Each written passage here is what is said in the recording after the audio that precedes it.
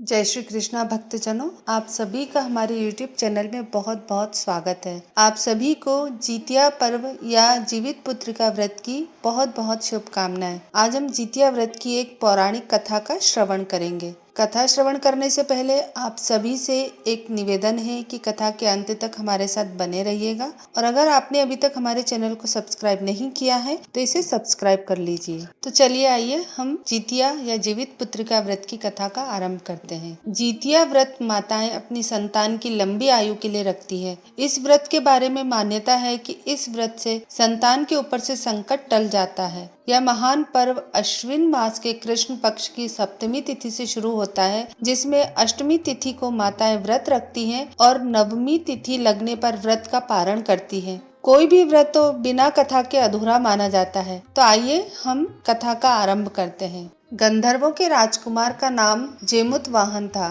वह बड़े उदार और परोपकारी थे। जेमुतवाहन के पिता ने वृद्धावस्था में वन को प्रस्थान कर दिया। आश्रम में जाते समय इनको राज सिंहासन में बैठाया, किंतु इनका मन राजपाट में नहीं लगता था। वह राज्य का भार अपने भाइयों पर छोड़कर स्वयं वन में पिता की सेवा करने चले गए। वन में ही जिमुतवाहन को मालवती नामक राजकन्या से भेंट हुई और दोनों में प्रेम हो गया। एक दिन जब वन में भ्रमण करते हुए जिमुतवाहन काफी आगे चले गए, तब उन्हें एक वृद्धा विलाप करती हुई दिखी। पूछने पर वृद्धा ने रोते हुए बताया, मैं नागवंश की स्त्री हूँ, मुझे एक ही पुत्र है। पक्षी राज गरुड़ के कोप से मुक्ति दिलाने के लिए नागों ने यह व्यवस्था की है। वे गरुड़ को प्रतिदिन भेंट में एक युवा नाग सौंपते हैं। आज मेरे पुत्र शंखचूड़ की बलि का दिन है। आज मेरे पुत्र के जीवन पर संकट है। थोड़ी देर बाद ही मैं पुत्र विहीन हो जाऊंगी। एक स्त्री के लिए इससे बड़ा दुख और क्या होगा कि उसके जीते जी उसका पुत्र ना रहे। जेमुतवाहन को यह सुनकर बड़ा दुख हुआ। उन्होंने उस वृद्धा को आश्वासन देते हुए कहा, माता डरो मत, मैं तुम्हारे पुत्र के प्राणों की रक्षा करूंगा। आज उसके स्थान पर स्वयं मैं अपने आप को उसके लाल कपड़े में ढक कर शिला पर लेटूंगा ताकि गरुड़ मुझे खा जाए, पर तुम्हारा पुत्र बच जाए। इतना कहकर जिमुतवाहन ने शंख के हाथ से लाल कपड़ा ले लिया और वे उसे लपेट कर गरुड़ को बलि देने के लिए चुनी गई बाध्य शिला पर लेट गए। नियत समय पर गरुड़ बड़े वेग से आए और वे लाल कपड़े में ढके जिमुतवाहन को पंजे में दबोचकर पहाड़ के शिखर पर जाकर बैठ गए। गरुड़ ने अपनी कठोर चोंच का प्रहार किया और जिमुतवाहन के शरीर से मांस का बड़ा हिस्सा नोच लिया। इसकी पीड़ा से जिमुतवाहन की आंखों से आंसू बह निकले और वह दर्द से कराहने लगे। अपने पंजे में जकड़े प्राणी की आंखों में आंसू और मुंह से कराह सुनकर गरुड़ बड़े आश्चर्य में पड़ गए, क्योंकि ऐसा पहले कभी नहीं हुआ था। उन्होंने जिमुतवाहन से उनका परिचय पूछा। जिमुतवाहन ने सारा किस्सा कह सुनाया कि कैसे एक स्त्री के पुत्र की रक्षा के लिए वह अपने प्राण देने आए और कहने लगे, हे गरुड़ राज, आप मुझे खाकर अपनी भूख शांत करिए। गरुड़ उनकी बहादुरी और दूसरे की प्राण रक्षा के लिए स्वयं का बलिदान देने की हिम्मत से बहुत प्रभावित हुए। उन्हें स्वयं पर पछतावा होने लगा। वह सोचने लगे कि एक मनुष्य है जो दूसरे के पुत्र की रक्षा के लिए स्वयं की बलि दे रहा है, और एक मैं हूँ जो देवों के संरक्षण में हूँ किंतु दूसरों की संतान की बलि ले रहा हूँ। उन्होंने जिमुतवाहन को मुक्त कर दिया।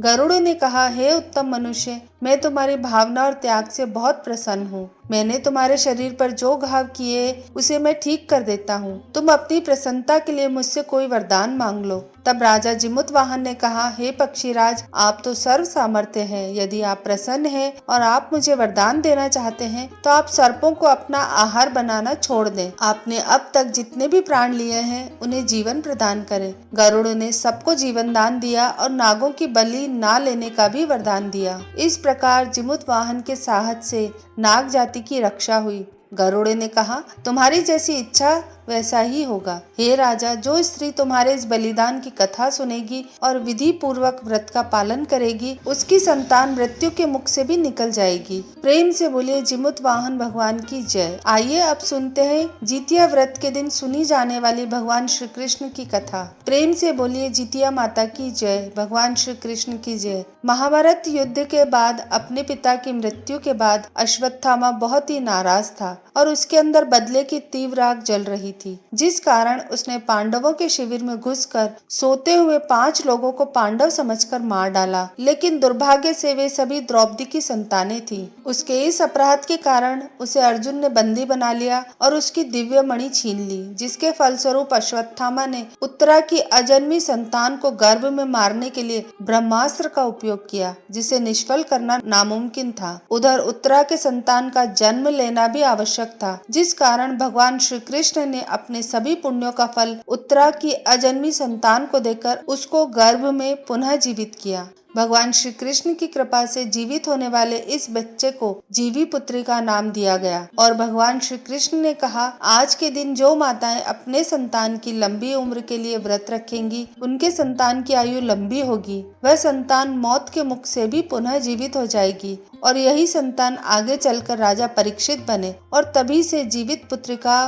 का व्रत रखा जाने लगा। प्रेम से बोलिए जीतिया माता की जय, जीवित पुत्रिका की जय, भगवान श्री कृष्ण की जय। वन में एक सिमर के पेड़ पर एक चील रहती थी और उसी के पास में वही झाड़ी में एक सियारिन भी रहती थी। दोनों अच्छे दोस्त बन गए थे। चील जो कुछ भी खाने को लेकर आती, उसमें सियारन को भी खाने के लिए देती। सियारन भी ठीक ऐसा ही करती। एक बार वन के पास के गांव में औरतें जितिया के पूजा की तैयारी कर रही थी। चीलों ने उस पूजा को बड़े ध्यान से देखा और इस बारे में अपनी दोस्त सियारिन को भी बताया। दोनों ने इसके बाद जितिया का व्रत रखा और दोनों दिन भर भूखे प्यासे रहे। लेकिन रात में सियारिन को बहुत तेज भूख सताने लगी। भूख प्यास से व्याकुल सियारन को जब बर्दाश्त नहीं हुआ तो उसने जंगल में जाकर मांस और हड्डी पेट भर के खाया। चील ने हड्डी चबाने की आवाज सुनी तो इस बारे में सियारिन से पूछा तो उसने सारी बात बता दी। फिर क्या था, चीलों ने सियारिन को खूब डांटा और कहा कि जब व्रत नहीं हो सकता तो इसका संकल्प क्यों लिया था। सियारिन का व्रत भंग हो गया, लेकिन चील ने विधि विधान से यह व्रत पूरा किया। अगले जन्म में चील और सियारिन दोनों मनुष्य रूप में जन्म लिया और राजकुमारी बनकर सगी बहनें हुई। सियारन बड़ी बहन थी और उसकी शादी एक राजकुमार से हुई। वही चील जो छोटी बहन थी, उसकी शादी उसी राज्य के मंत्री से हुई। सियारिन रानी के जो भी बच्चे होते वे मर जाते, जबकि चीलों के बच्चे स्वस्थ रहते। इससे उसे जलन होने लगी। ईर्ष्या के कारण सियार रानी अपनी बहन के बच्चों और उसके पति को मारने का प्रयास करने लगी, लेकिन वह सफल नहीं हो सकी। बाद में उसे अपनी भूल का एहसास हुआ और उसने अपनी सगी बहन से क्षमा मांगी। तब बहन के बताने पर उसने फिर से विधि विधान से जितिया व्रत का पालन किया, जिससे उसके पुत्र जीवित रहे। कहते हैं तभी से जीवित पुत्रिका का व्रत रखा जाने लगा। तो प्रेम से बोलिए जितिया माता की जय। कथा अगर आपको अच्छी लगे तो इस वीडियो को आप लाइक करिएगा। हमें नीचे कमेंट करके बताइएगा कि आपको हमारी कथाएं कैसी लगी। इसे अपने परिवार और मित्रों के साथ भी शेयर करिएगा और हमारे चैनल को सब्सक्राइब जरूर करिएगा। धन्यवाद।